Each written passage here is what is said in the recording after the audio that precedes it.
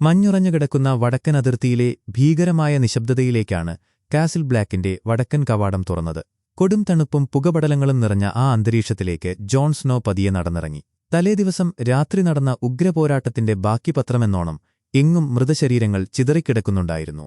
പുകയുന്ന മരക്കഷ്ണങ്ങളും തകർന്ന ആയുധങ്ങളും നിറഞ്ഞ ആ യുദ്ധഭൂമിയിലൂടെ തികച്ചും ഏകനായി, നിരായുധനായി അവൻ നടന്നു നീങ്ങി. അവൻ വനത്തിനുള്ളിലേക്ക് കടന്നതും ചുറ്റും പതിയിരുന്നിരുന്ന വൈൽഡ്ലിങ്സ് അവനെ വളഞ്ഞു. അവരുടെ കണ്ണുകളിൽ പകയും സംശയവും നിറഞ്ഞു നിന്നിരുന്നു. അവർ അവനെ അവരുടെ രാജാവായ മാൻസ് റൈഡറിന്റെ കൂടാരത്തിലേക്ക് നയിച്ചു. മാൻസ് അവനെ സൂക്ഷിച്ചു നോക്കി. അവന്റെ നോട്ടത്തിൽ ഒരു നിഗൂഢമായ പുഞ്ചിരി ഒളിഞ്ഞിരുന്നു. "നീ വീണ്ടും കറുത്ത വസ്ത്രം ധരിച്ചിരിക്കുന്നു," മാൻസ് പറഞ്ഞു. "നിങ്ങളുമായി ചർച്ച നടത്താൻ എന്നെ അയച്ചതാണ്," ജോൺ മറുപടി നൽകി. ഇരുവരും മാൻസിന്റെ കൂടാരത്തിനുള്ളിൽ പ്രവേശിച്ചു. അവിടെയുണ്ടായിരുന്ന ഇരിപ്പിടങ്ങളിൽ അവർ ഇരുന്നു. കൂടാരത്തിനുള്ളിലെ അന്തരീക്ഷം വളരെ ഗൗരവമേറിയതായിരുന്നു. മാൻസ് തന്റെ നിരാശ മറച്ചുവെച്ചില്ല. "എന്റെ വിശ്വസിക്കുന്ന പ്രകൃതം എന്നെ ചതിച്ചുവെന്നു തോന്നുന്നു. ഇതിനു മുൻപും ഇങ്ങനെ സംഭവിച്ചിട്ടുണ്ട്. നീ ഞങ്ങളോട് കൂറ് പ്രഖ്യാപിച്ചപ്പോൾ അത് സത്യമാണെന്ന് ഞാൻ ആത്മാർത്ഥമായി ആഗ്രഹിച്ചിരുന്നു." "സത്യമായും," മാൻസ് പറഞ്ഞു. ജോൺ അവന്റെ കണ്ണുകളിലേക്ക് നോക്കി ധൈര്യത്തോടെ മറുപടി നൽകി. "ഹാഫ് ഹാൻഡ് ആണ് എന്നോട് നിങ്ങളുടെ സൈന്യത്തിൽ ചേരാനും കാസിൽ ബ്ലാക്കിലേക്ക് എന്തു വിവരം ലഭിച്ചാലും അതെത്തിക്കാനും ആജ്ഞാപിച്ചത്. നിങ്ങൾ എന്നെ വിശ്വസിക്കാൻ വേണ്ടി അദ്ദേഹത്തെ കൊല്ലാൻ എന്നെ നിർബന്ധിച്ചത് അദ്ദേഹമാണ്.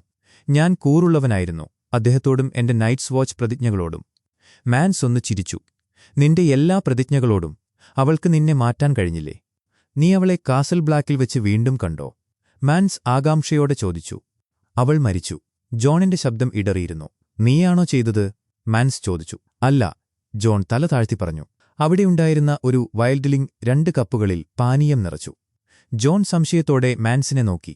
അത് മനസ്സിലാക്കിയതുപോലെ മാൻസ് പറഞ്ഞു, "എനിക്ക് നിന്നെ കൊല്ലണമെന്നുണ്ടായിരുന്നെങ്കിൽ വിഷം നൽകിയാവില്ല ഞാനത് ചെയ്യുക." അവർ കപ്പുകൾ ഉയർത്തി. പാനീയം രുചിച്ചു. അതിന്റെ കാഠിന്യം കാരണം ജോൺ ചുമച്ചുപോയി. "ഇത് വടക്കിന്റെ തനതായ പാനീയമാണ്," മാൻസ് പറഞ്ഞു. "നീ നന്നായി ചെയ്തു. നന്നായി പൊരുതി. ഞങ്ങളുടെ ഏറ്റവും കരുത്തരായ ചിലരെ നീ കൊന്നു. ഞങ്ങളുടെ ഭീമന്മാരിൽ ഒരാൾ നിങ്ങളുടെ ടണലിലേക്ക് പോയി പിന്നീട് തിരിച്ചു വന്നില്ല. മാഗ് ദ മൈറ്റി. അവൻ മരിച്ചു," ജോൺ പറഞ്ഞു. "അവൻ എന്റെ സുഹൃത്ത് ഗ്രന്നിനെ കൊന്നു. അവൻ അവരുടെ രാജാവായിരുന്നു." ഫസ്റ്റ്മെന്നും മുൻപുള്ള രക്തപരമ്പരയിലെ അവസാനത്തെ കണ്ണി മാൻസ് ഓർമ്മിപ്പിച്ചു. "ഗ്രൻ വന്നത് ഒരു ഫാമിൽ നിന്നാണ്," ജോൺ പറഞ്ഞു. വീണ്ടും അവർ കപ്പുകൾ ഉയർത്തി. "മാഗനും ഗ്രന്നും വേണ്ടി," മാൻസ് പറഞ്ഞു. മാൻസ് അവിടെ നിന്ന ഒരാളോട് ഭക്ഷണമെടുക്കാൻ ആവശ്യപ്പെട്ടു. "നമ്മുടെ അതിഥി കുറേ നേരമായി ഒന്നും കഴിച്ചിട്ടുണ്ടാകില്ല." തുടർന്ന് അവൻ ജോണിന് നേരെ തിരിഞ്ഞു. "അപ്പോൾ നീ ഇവിടെ വന്നത് ഒരു ഉടമ്പടി ഉണ്ടാക്കാനാണോ? നിങ്ങളുടെ സൈന്യത്തെ പിൻവലിച്ച് തിരികെ പോകുക," ജോൺ ആവശ്യപ്പെട്ടു. മാൻസ് പരിഹാസത്തോടെ ചിരിച്ചു. "നിങ്ങളുടെ കൈവശം അമ്പുകൾ കുറവാണ്, എണ്ണയും കുറവാണ്, ആളുകളും കുറവാണ്. എത്ര പേർ ബാക്കിയുണ്ട്?" "50." ജോൺ കള്ളം പറയാൻ ശ്രമിച്ചു. "ഞാൻ ടോർമണ്ടിനോടും ഓറലിനോടും പറഞ്ഞിരുന്നു. ഞങ്ങൾക്ക് 1000-ലധികം ആളുകളുണ്ട്." മാൻസ് അത് വിശ്വസിച്ചില്ല. "എന്റെ കൈവശമുള്ളതെല്ലാം ഞാൻ നിനക്ക് കാണിച്ചു തന്നു. മുഴുവൻ സൈന്യവും 100,000-ഓളം വരുന്ന ശക്തി. എന്നിട്ടും നീ എന്തു ചെയ്തു? ഉള്ളതുകൊണ്ട് ഞങ്ങളെ ആക്രമിച്ചു. അത് അത്ര വലുതൊന്നുമല്ലായിരുന്നു. അത് കണ്ടയുടനെ ഞാൻ 400 പേരെ മതിൽ കയറാനയച്ചു. ഇവിടെ നിന്ന് 5 മൈൽ പടിഞ്ഞാറ് കാവലില്ലാത്ത ഒരു ഭാഗമുണ്ട്. കയറുന്നതിനിടയിൽ പലരും മരിക്കും, പക്ഷെ ദിവസാവസാനത്തോടെ ഭൂരിഭാഗം പേരും മതിലിനപ്പുറത്തെത്തും."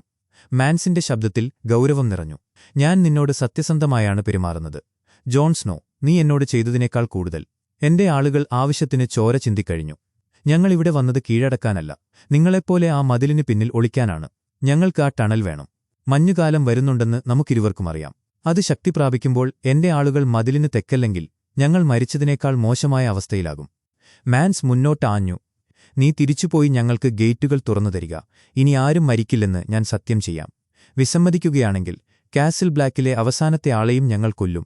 ജോൺ മേശപ്പുറത്തിരുന്ന കത്തിയിലേക്ക് നോക്കി.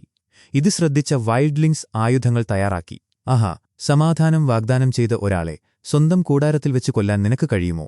അതാണോ നൈറ്റ്സ് വാച്ച്?" പെട്ടെന്ന് അകലെ നിന്ന് ഒരു കാഹളം മുഴങ്ങി.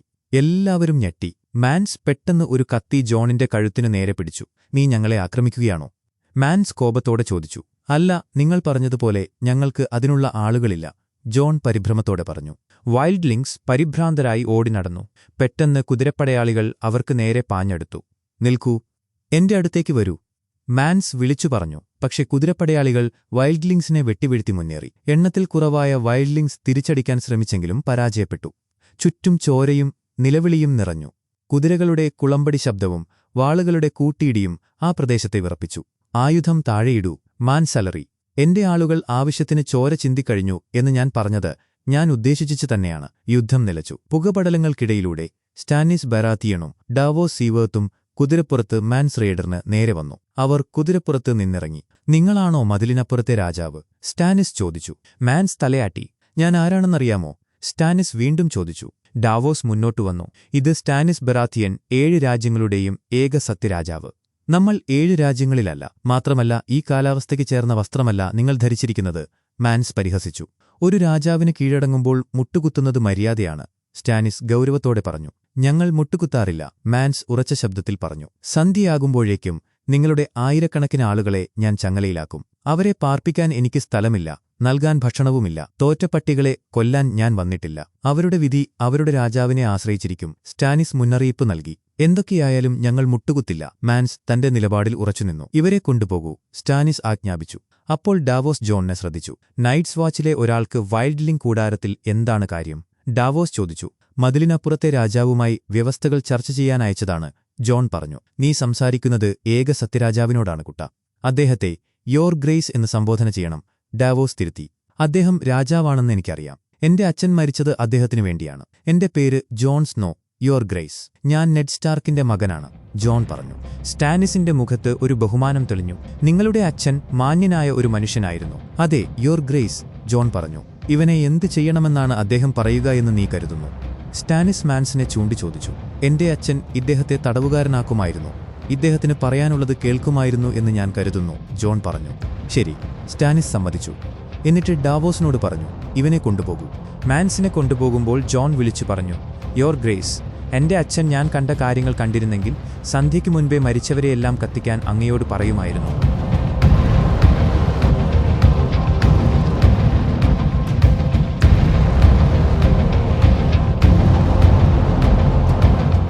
രംഗം കിങ്സ് ലാൻഡിംഗിലേക്ക് മാറുന്നു. കൈബേൺ സർ ഗ്രെഗോർ ക്ലെഗേനിന്റെ തകർന്ന ശരീരം പരിശോധിക്കുകയാണ്. പൈസലിന്റെ ലബോറട്ടറിയിൽ സെർസിയും കൂടെയുണ്ട്. മുറിയിൽ ഔഷധങ്ങളുടെയും രക്തത്തിന്റെയും ഗന്ധം തളംകെട്ടി നിന്നിരുന്നു. ഗ്രെഗോറിന്റെ ശരീരം വിഷം ബാധിച്ച് വികൃതമായിരിക്കുന്നു. വേദന കുറയ്ക്കാൻ മിൽക്ക് ഓഫ് ദ പോപ്പി നിർദ്ദേശിക്കാമായിരുന്നു, പക്ഷേ അദ്ദേഹത്തിന് ബോധമില്ല, പൈസൽ പറഞ്ഞു. കാരണം മാൻഡിക്കോർ വിഷമാണെന്ന് തോന്നുന്നു, പൈസൽ നിരീക്ഷിച്ചു. അതെ, മാൻഡിക്കോർ തന്നെ, കൈബേൺ സ്ഥിരീകരിച്ചു. അതിനെക്കുറിച്ച് ഞാൻ ധാരാളം വായിച്ചിട്ടുണ്ട്. ഭയാനകമായ വിഷമാണത്. ഒന്നും ചെയ്യാനില്ല, പൈസൽ നിസ്സഹായനായി പറഞ്ഞു. വഴിയുണ്ട്. നിങ്ങൾ എന്താണ് ചെയ്യാൻ പോകുന്നതെന്ന് ചോദിച്ചോട്ടെ? പൈസൽ പുച്ഛത്തോടെ ചോദിച്ചു. അദ്ദേഹത്തെ രക്ഷിക്കുന്നു, കൈബേൺ പറഞ്ഞു. പൈസൽ സെർസിക്ക് നേരെ തിരിഞ്ഞു. യോർ ഗ്രേസ്, സർ ഗ്രെഗോർ രക്ഷപ്പെടില്ല. ഈ മനുഷ്യൻ ഒരു മേസ്റ്റർ പോലുമല്ല. ഇവന്റെ അഹങ്കാരമാണ് ഇവനെ സിറ്റാഡലിൽ നിന്ന് പുറത്താക്കിയത്. ഇവന്റെ പരീക്ഷണങ്ങൾ അപകടകരവും പ്രകൃതിവിരുദ്ധവുമാണെന്ന് വിധിക്കപ്പെട്ടതാണ്. നിങ്ങൾക്ക് പോകാം, ഗ്രാൻഡ് മാസ്റ്റർ, സെർസി തണുപ്പൻ മട്ടിൽ പറഞ്ഞു. യോർ ഗ്രേസ്, ഇതെന്റെ ലബോറട്ടറിയാണ്, പൈസൽ പ്രതിഷേധിച്ചു. ഇനി മുതലല്ല, സെർസി തീർത്തു പറഞ്ഞു. പൈസൽ ദേഷ്യത്തോടെ ഇറങ്ങിപ്പോയി. സെർസി കൈബേണിനോട് ചോദിച്ചു, നിങ്ങൾക്ക് അദ്ദേഹത്തെ രക്ഷിക്കാൻ കഴിയുമോ? പറയാൻ പ്രയാസമാണ്, യോർ ഗ്രേസ്. പക്ഷേ എന്റെ മുൻകാല അനുഭവങ്ങൾ വെച്ച് നോക്കുമ്പോൾ നമുക്കൊരവസരമുണ്ട്, കൈബേൺ പറഞ്ഞു. കഴിയുന്നതെല്ലാം ചെയ്യൂ. എന്ത് ആവശ്യമുണ്ടെങ്കിലും എന്നോട് ചോദിക്കണം, സെർസി പറഞ്ഞു. കൈബേൺ ഗ്രെഗോറിന്റെ രക്തം നീക്കം ചെയ്യാൻ തുടങ്ങിയപ്പോൾ സെർസി പുറത്തിറങ്ങി. അടുത്തതായി സെർസിയും ടൈവിനും തമ്മിലുള്ള തർക്കമാണ്. അന്തരീക്ഷം സംഘർഷഭരിതമാണ്. ഇനി ഒരക്ഷരം മിണ്ടരുത്. നമ്മളിത് സംസാരിച്ചതാണ്, വിഷയമടഞ്ഞതാണ്, ടൈവിൻ കർക്കശമായി പറഞ്ഞു. ഞാനത് വീണ്ടും തുറക്കുകയാണ്. സെർസി വിട്ടുകൊടുത്തില്ല. നീ ലോറ സ്റ്റൈറലുമായി വിവാഹനിശ്ചയം നടത്തിയതാണ്. ടോമൻ മാർഗേരിയെ വിവാഹം കഴിച്ചാലുടൻ നീ ലോറാസിനെ വിവാഹം കഴിക്കും, ടൈവിൻ വിധിച്ചു. ഞാൻ ചെയ്യില്ല, സെർസി പറഞ്ഞു. ജൈമയ്ക്ക് വിവാഹം കഴിക്കാനോ സ്വത്തവകാശം നേടാനോ കഴിയില്ല. ടിരിയനിന്റെ ശിക്ഷ നാളെ നടപ്പാക്കും. ഈ കുടുംബത്തിന്റെ ഭാവിയെക്കുറിച്ച് നീ വലിയ അവകാശവാദങ്ങൾ ഉന്നയിച്ചിട്ടുണ്ട്. ആ ഭാവിയിൽ നിന്റെ പങ്കിപ്പോൾ എന്നത്തേക്കാളും വലുതാണ്, ടൈവിൻ ഓർമ്മിപ്പിച്ചു. എനിക്കതൊന്നും കാര്യമാക്കേണ്ട. ഞാൻ കിങ്സ് ലാൻഡിംഗിൽ എന്റെ മകന്റെ കൂടെ രാജാവിന്റെ കൂടെ നിൽക്കും, സെർസി വാശിപിടിച്ചു. ടൈവിൻ പഴയൊരു കഥ പറയാൻ തുടങ്ങി. നിനക്ക് 9 വയസ്സുള്ളപ്പോൾ നിങ്ങൾ ജയിച്ച പഴയ വീരകഥകളൊന്നും കേൾക്കാൻ എനിക്ക് താൽപ്പര്യമില്ല. ഇത് അങ്ങനെയൊരു സമയമല്ല. നിന്റെ ഇഷ്ടത്തിനു വിരുദ്ധമായി വിവാഹം കഴിക്കാൻ വലിച്ചിഴയ്ക്കപ്പെടുന്ന ആദ്യത്തെയാളാണ് നീയെന്ന് കരുതുന്നുണ്ടോ? ടൈവിൻ പുച്ഛിച്ചു. സെർസി മുന്നോട്ടു വന്നു. അവളുടെ കണ്ണുകളിൽ ഭ്രാന്തമായ ഒരു തിളക്കമുണ്ടായിരുന്നു. ബ്ലാക്ക് വാട്ടർ യുദ്ധം ജയിച്ചെന്ന് പറയാൻ നിങ്ങൾ സിംഹാസനമുറിയിലേക്ക് വന്നത് ഓർക്കുന്നുണ്ടോ? ഞാൻ ടോമനൊപ്പം അയൺ ത്രോണിൽ ഇരിക്കുകയായിരുന്നു. അവന് വിഷം കൊടുക്കാൻ ഞാൻ തയ്യാറെടുക്കുകയായിരുന്നു. എന്റെ മകനെ കൊണ്ടുപോകാൻ ഭീകരനായ ആരോ വരുന്നുവെന്ന് കരുതിയപ്പോൾ ഞാൻ അത്രത്തോളം പോകാൻ തയ്യാറായിരുന്നു. ഇപ്പോൾ ഭീകരനായ ആരോ അവനെ കൊണ്ടുപോകാൻ വരുന്നുണ്ട്. ഇല്ല, ടൈവിൻ പറഞ്ഞു. ജോഫ്രി മരിച്ചു. മൈർസെല്ലായെ കന്നുകാലികളെപ്പോലെ വിറ്റു. ഇപ്പോൾ എന്റെ അവസാനത്തെ മകനെയും എന്നിൽ നിന്ന് അകറ്റാൻ നിങ്ങൾ ശ്രമിക്കുന്നു. അവനെ പിച്ചി ചീന്തും വരെ നിങ്ങൾ മൃഗങ്ങളെപ്പോലെ പോരടിക്കും. അത് സംഭവിക്കുന്നതിനു മുൻപ് ഞാൻ നമ്മുടെ തറവാട് കത്തിച്ചുകളയും, സെർസി ഭീഷണിപ്പെടുത്തി. നീ അതെങ്ങനെ ചെയ്യും? ടൈവിൻ ചോദിച്ചു. ഞാൻ എല്ലാവരോടും സത്യം പറയും, സെർസി പറഞ്ഞു. എന്തു സത്യം? സെർസി ചിരിച്ചു. നിങ്ങൾക്കറിയില്ല, അല്ലേ? നിങ്ങൾ ഒരിക്കലും അത് വിശ്വസിച്ചില്ല. അതെങ്ങനെ സാധ്യമാകും? കുടുംബത്തെക്കുറിച്ച് ഇത്രയധികം ചിന്തിക്കുന്ന ഒരാൾക്ക് സ്വന്തം കുടുംബത്തിൽ എന്താണ് നടക്കുന്നതെന്ന് ഒരു ധാരണയുമില്ല. ഞങ്ങൾ നിങ്ങളുടെ തൊട്ടുമുന്നിലുണ്ടായിരുന്നു, എന്നിട്ടും നിങ്ങൾ കണ്ടില്ല. കഴിഞ്ഞ 20 വർഷത്തിനിടയിൽ ഒരു നോട്ടം, ഒരൊറ്റ യഥാർത്ഥ നോട്ടം നോക്കിയിരുന്നെങ്കിൽ നിങ്ങൾക്കത് അറിയാമായിരുന്നു. ജൈമയെയും എന്നെയും കുറിച്ച് പറയുന്നതെല്ലാം സത്യമാണ്, സെർസി വെളിപ്പെടുത്തി. ടൈവിൻ അത് നിഷേധിച്ചു. നിങ്ങളുടെ പൈതൃകം ഒരു നുണയാണ്, സെർസി ക്രൂരമായി പറഞ്ഞു. ഞാൻ നിന്നെ വിശ്വസിക്കില്ല, ടൈവിൻ പറഞ്ഞു. നിങ്ങൾ വിശ്വസിക്കുന്നു, സെർസി പറഞ്ഞു. അവൾ ടൈവിനെ തനിച്ചാക്കി നടന്നു നീങ്ങി. മറ്റൊരു മുറിയിൽ ജൈമെ ഒരു പുസ്തകം മറിച്ചു നോക്കുകയായിരുന്നു. സെർസി അവിടേക്ക് കടന്നുവന്നു. നീ ജയിച്ചു. ഒരു സഹോദരൻ കുറഞ്ഞു. നിനക്ക് സ്വയം അഭിമാനം തോന്നുന്നുണ്ടാകും. നിനക്ക് ചെയ്യാൻ കഴിയാത്തതായി ഒന്നുമില്ല, അല്ലേ? ജൈമെ ചോദിച്ചു. നിങ്ങൾക്ക് സങ്കൽപ്പിക്കാൻ പോലും കഴിയാത്ത കാര്യങ്ങൾ ഞാൻ എന്റെ കുടുംബത്തിനു വേണ്ടി ചെയ്യും, സെർസി പറഞ്ഞു. ടിരിയൻ നിന്റെ കുടുംബമാണ്, ജൈമെ ഓർമ്മിപ്പിച്ചു. നമ്മുടെ അമ്മയെ കൊന്ന ആ ജീവിയെ ഈ ലോകത്തേക്ക് വരാൻ തിരഞ്ഞെടുക്കാം. അവനെ അതിന് കുറ്റപ്പെടുത്താൻ മാത്രം ഭ്രാന്തുണ്ടോ നിനക്ക്? അമ്മയെ കൊല്ലാൻ അവൻ തീരുമാനിച്ചതല്ല. അവനൊരു ശിശുവായിരുന്നു, ജൈമെ വാദിച്ചു. സെർസി ജൈമയെ ചുംബിച്ചു. ഞാൻ നിന്നെ തിരഞ്ഞെടുക്കുന്നു. അതൊക്കെ വെറും വാക്കുകളാണ്, ജൈമെ പറഞ്ഞു. അതെ, ഞാൻ അച്ഛനോടിപ്പോൾ പറഞ്ഞതുപോലെ. ജൈമെ ഞെട്ടി. ഞാൻ ലോറ സ്റ്റൈറലിനെ വിവാഹം കഴിക്കില്ലെന്ന് ഞാൻ പറഞ്ഞു. ഞാനിവിടെ ടോമനിന്റെ കൂടെ നിന്റെ കൂടെ നിൽക്കുമെന്ന് പറഞ്ഞു. അദ്ദേഹം അത് അംഗീകരിക്കുമെന്ന് നീ കരുതുന്നുണ്ടോ? പോയി അദ്ദേഹത്തോട് ചോദിക്കൂ. സെർസി വീണ്ടും ജൈമയെ ചുംബിച്ചു. നീ എന്താണ് പറഞ്ഞത്? ജൈമയുടെ ചെറുത്തുനിൽപ്പ് കുറഞ്ഞു തുടങ്ങി. എനിക്ക് ടൈവിൻ ലാനിസ്റ്ററിനെക്കുറിച്ച് സംസാരിക്കേണ്ട. ഞാൻ ടൈവിൻ ലാനിസ്റ്ററിനെ തിരഞ്ഞെടുക്കുന്നില്ല. ഞാൻ അദ്ദേഹത്തെ സ്നേഹിക്കുന്നില്ല. ഞാൻ എന്റെ സഹോദരനെ സ്നേഹിക്കുന്നു. എന്റെ കാമുകനെ സ്നേഹിക്കുന്നു. ആളുകൾ മന്ത്രിക്കട്ടെ, അവർ തമാശകൾ പറയട്ടെ. അവരൊക്കെ വളരെ ചെറുതാണ്. എനിക്കവരെ കാണാൻ പോലും കഴിയില്ല. സെർസി ജൈമയുടെ ലോഹക്കൈയിൽ ചുംബിച്ചു. ജൈമെ അവളെ ചേർത്തുപിടിച്ചു ചുംബിച്ചു. ആരെങ്കിലും വരും, ജൈമെ പറഞ്ഞു. എനിക്ക് പ്രശ്നമില്ല, സെർസി പറഞ്ഞു. ജൈമെ അവളെ മേശപ്പുറത്തേക്കെടുത്തുവെച്ചു. അവരുടെ പ്രണയം അവിടെ കത്തിപ്പടർന്നു. രംഗം മീരീനിലേക്ക് മാറുന്നു. ഡെനറീസ് തന്റെ സിംഹാസനത്തിലിരുന്ന് ജനങ്ങളുടെ പരാതികൾ കേൾക്കുകയാണ്. മിസാൻഡെ വലീരിയൻ ഭാഷയിൽ ഡെനറീസിനെ പരിചയപ്പെടുത്തി. നിങ്ങൾ നിൽക്കുന്നത് ഡെനറീസ് ടോംബോണിന്റെ മുന്നിലാണ്. ചങ്ങലകൾ തകർത്തവൾ, ഡ്രാഗണുകളുടെ അമ്മ. ഫെന്നസ് എന്ന വൃദ്ധനായ മനുഷ്യൻ മുന്നോട്ടുവന്നു. എന്നെ കണ്ടതിന് നന്ദി, യോർ ഗ്രേസ്. എന്റെ പേര് ഫെന്നസ്. ഫെന്നസ് തന്റെ കഥ പറഞ്ഞു. നിങ്ങൾ എന്നെ മോചിപ്പിക്കുന്നതിനു മുൻപ് ഞാൻ മാസ്റ്റർ മിഗ്ദാലിന്റെ അടിമയായിരുന്നു. ഞാൻ അദ്ദേഹത്തിന്റെ കുട്ടികളുടെ അധ്യാപകനായിരുന്നു.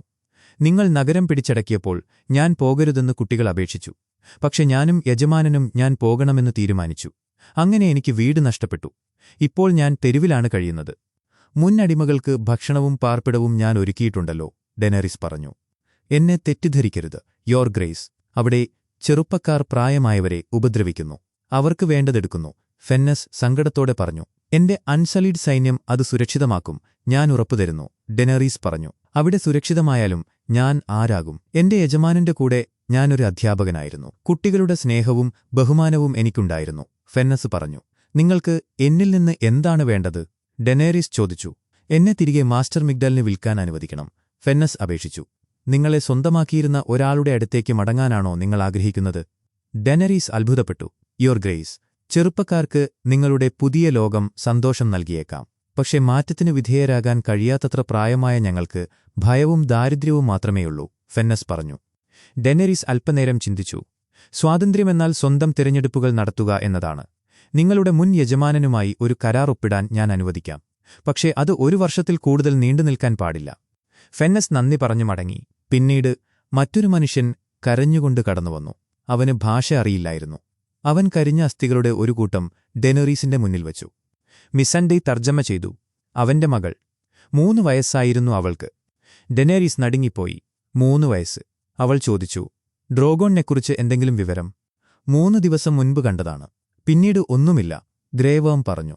ഡെനറീസ് കടുപ്പമേറിയ ഒരു തീരുമാനമെടുത്തു. അവളുടെ മറ്റ് 2 ഡ്രാഗണുകൾ രേഗാലും വിസേരിയനും അവിടെയുണ്ടായിരുന്നു. അവൾ കണ്ണീരോടെ അവയുടെ കഴുത്തിൽ ചങ്ങലയിട്ടു. ഡ്രാഗണുകൾ പ്രതിഷേധിച്ചുകൊണ്ട് അലറി വിളിച്ചു. കനത്ത കല്ലുവാതിലുകൾ അടയുമ്പോൾ ഡേനരീസിന്റെ ഹൃദയം തകരുകയായിരുന്നു. ഇരുട്ടിൽ ഡ്രാഗണുകളുടെ നിലവിളി പ്രതിധ്വനിച്ചു. തിരികെ കാസിൽ ബ്ലാക്കിലേക്ക്. മരിച്ചവരുടെ സംസ്കാര ചടങ്ങുകൾ നടക്കുകയാണ്. മയസ്റ്റർ ഏമണിന്റെ ശബ്ദം വിറയ്ക്കുന്നുണ്ടെങ്കിലും അതിൽ ശക്തിയുണ്ടായിരുന്നു. അവർ നമ്മളിലേക്ക് വന്നത് വൈറ്റ് ഹാർബറിൽ നിന്നും, ബാരോട്ടണിൽ നിന്നും, വടക്കുനിന്നും തെക്കുനിന്നും. അവർ മരിച്ചത് ഒരിക്കലും അവരുടെ പേരറിയാത്ത പുരുഷന്മാരെയും സ്ത്രീകളെയും കുട്ടികളെയും സംരക്ഷിക്കാനാണ്. അവരെ ഓർക്കേണ്ടത് നമ്മളാണ്. നമ്മുടെ സഹോദരങ്ങൾ. ഇതുപോലെയുള്ളവരെ നമ്മൾ ഇനി കാണില്ല. ഇപ്പോൾ അവരുടെ കാവൽ അവസാനിച്ചു. എല്ലാവരും ഏറ്റുചൊല്ലി. മൃതശരീരങ്ങൾ കത്തിക്കൊണ്ടിരുന്നു.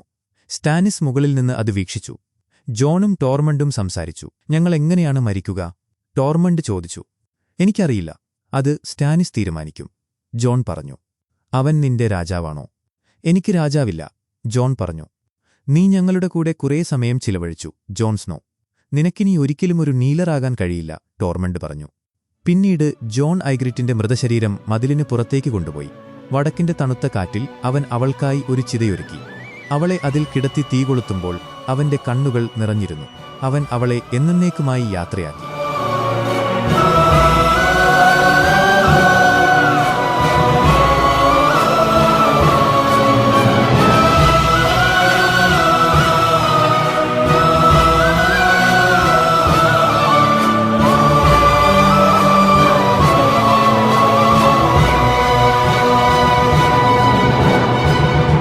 മഞ്ഞിലൂടെ ബ്രാൻ, ഹൊഡോർ, ജോജൻ, മീര എന്നിവർ നടക്കുകയാണ്. അവർ ക്ഷീണിതരാണ്. നമുക്ക് വിശ്രമിക്കാം, മീര പറഞ്ഞു. ജോജൻ നിലത്തു വീണു. നമ്മൾ അവിടെ എത്തിക്കഴിഞ്ഞു, ജോജൻ പറഞ്ഞു. മുന്നിൽ ഒരു വലിയ മരം നിൽക്കുന്നത് അവർ കണ്ടു. അവർ അതിനടുത്തേക്ക് നീങ്ങി. പെട്ടെന്ന് മഞ്ഞിൽ നിന്ന് അസ്ഥികൂടങ്ങളുടെ കൈകൾ ഉയർന്നുവന്നു. ജോജനെ അവ താഴേക്ക് വലിച്ചു. അസ്ഥികൂടങ്ങൾ മണ്ണിൽ നിന്ന് ഉയർത്തെഴുന്നേറ്റു. അതൊരു ഭീകരമായ കാഴ്ചയായിരുന്നു. ജീവനില്ലാത്ത എല്ലും തോലുമായ രൂപങ്ങൾ ആയുധങ്ങളുമായി അവരെ ആക്രമിച്ചു. ബ്രാൻ ഹോഡോറിന്റെ ശരീരത്തിൽ പ്രവേശിച്ച് തിരിച്ചടിച്ചു.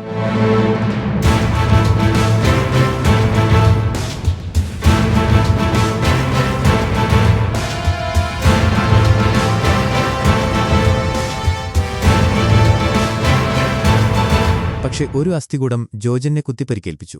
മീര കരഞ്ഞുകൊണ്ട് അവനെ നോക്കി. ബ്രാനെ ആക്രമിക്കാൻ വന്ന അസ്ഥികൂടങ്ങളെ പെട്ടെന്ന് വന്ന തീഗോളങ്ങൾ തകർത്തു. ഒരു ചെറിയ പെൺകുട്ടി അവിടെ പ്രത്യക്ഷപ്പെട്ടു. എന്റെ കൂടെ വരൂ, ബ്രാൻഡൻ സ്റ്റാർക്ക്, അവൾ വിളിച്ചു പറഞ്ഞു. എന്റെ കൂടെ വരൂ, അല്ലെങ്കിൽ അവന്റെ കൂടെ മരിക്കൂ.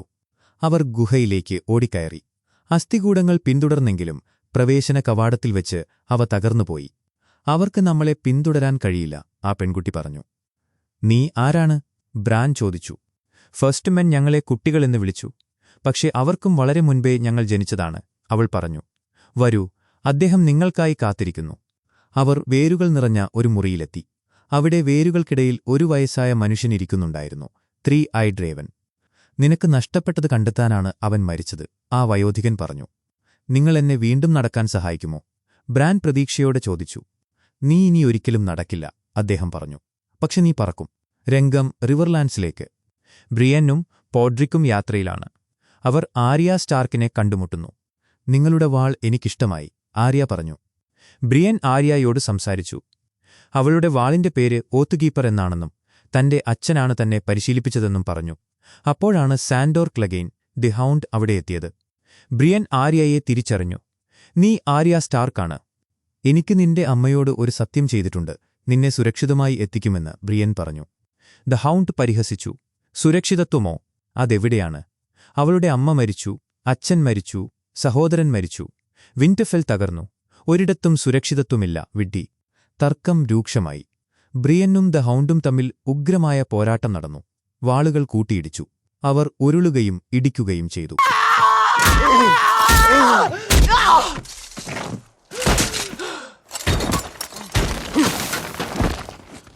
അവസാനം ബ്രിയൻ ദ ഹൗണ്ടിനെ മലമുകളിൽ നിന്ന് താഴേക്ക് തള്ളിയിട്ടു. അവൻ പാറക്കൂട്ടങ്ങൾക്കിടയിലേക്ക് വീണു. ആര്യ പരിക്കേറ്റ ദി ഹൗണ്ടിന്റെ അടുത്തേക്ക് ചെന്നു. അവൻ ചോരയിൽ കുളിച്ചു കിടക്കുകയായിരുന്നു. എന്നെ കൊല്ലൂ, അവൻ അപേക്ഷിച്ചു. നിന്റെ ലിസ്റ്റിലെ മറ്റൊരു പേര്. ഞാൻ നിന്റെ സുഹൃത്തിനെ കൊന്നു.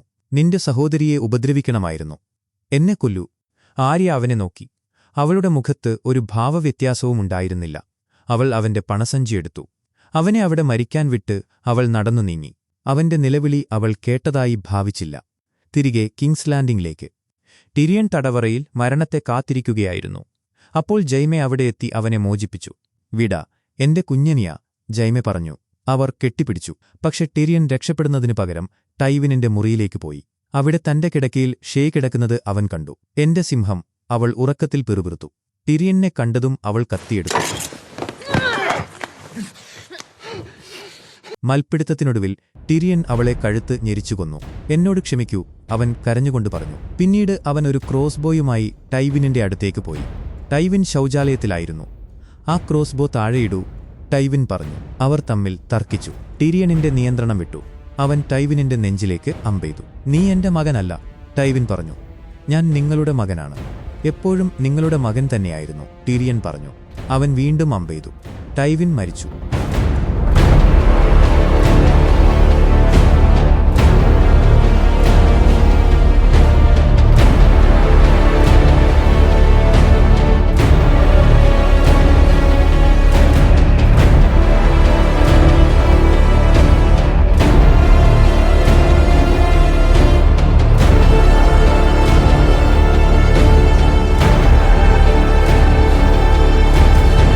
വാരിസ് ടിരിയനെ ഒരു പെട്ടിയിലാക്കി കപ്പലിൽ കയറ്റി രക്ഷപ്പെടുത്തി. അവസാന രംഗം. ആര്യ ഒരു തുറമുഖത്തെത്തി. അവൾക്ക് വടക്കോട്ട് മതിലിലേക്ക് പോകണമായിരുന്നു. പക്ഷേ കപ്പൽ ബ്രാവോസിലേക്കാണ് പോകുന്നതെന്ന് ക്യാപ്റ്റൻ പറഞ്ഞു. ആര്യ ജക്കേൻ ഹെഗ്ഗർ നൽകിയ ഇരുമ്പ് നാണയം ക്യാപ്റ്റനെ കാണിച്ചു. വലാർ മോർഘുലീസ്, അവൾ പറഞ്ഞു. ക്യാപ്റ്റൻ അത്ഭുതത്തോടെ നോക്കി. വലാർ ദൊഹേരീസ്, അദ്ദേഹം മറുപടി പറഞ്ഞു. തീർച്ചയായും നിനക്കൊരു ക്യാബിൻ ലഭിക്കും. ആര്യ കപ്പലിന്റെ മുൻഭാഗത്ത് ചെന്നു നിന്നു. കപ്പൽ ചക്രവാളത്തിലേക്ക് നീങ്ങുമ്പോൾ അവൾ പുതിയൊരു ലോകത്തേക്ക്, പുതിയൊരു തുടക്കത്തിലേക്ക് നോക്കി നിന്നു. തിരമാലകളുടെ ശബ്ദം മാത്രം ബാക്കിയായി. സിംഹാസനങ്ങൾക്ക് വേണ്ടിയുള്ള യുദ്ധത്തിൽ രാജാക്കന്മാർ വീഴുകയും വാഴുകയും ചെയ്യുന്നു. സീസൺ 3 ഇവിടെ അവസാനിക്കുന്നു. ഇതൊരവസാനമല്ല, വരാനിരിക്കുന്ന മഹാമാരിയുടെ തുടക്കം മാത്രമാണ്. പടിഞ്ഞാറ് മഞ്ഞുറയുമ്പോൾ കിഴക്ക് തീ പടരുന്നു. മഞ്ഞും തീയും, ഐസ് ആൻഡ് ഫയർ നേർക്കുനേർ വരാൻ പോകുന്നു. ഗെയിം ഓഫ് ത്രോൺസ് തുടരുകയാണ്.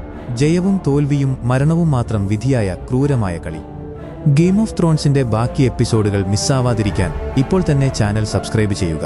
Thank you so much.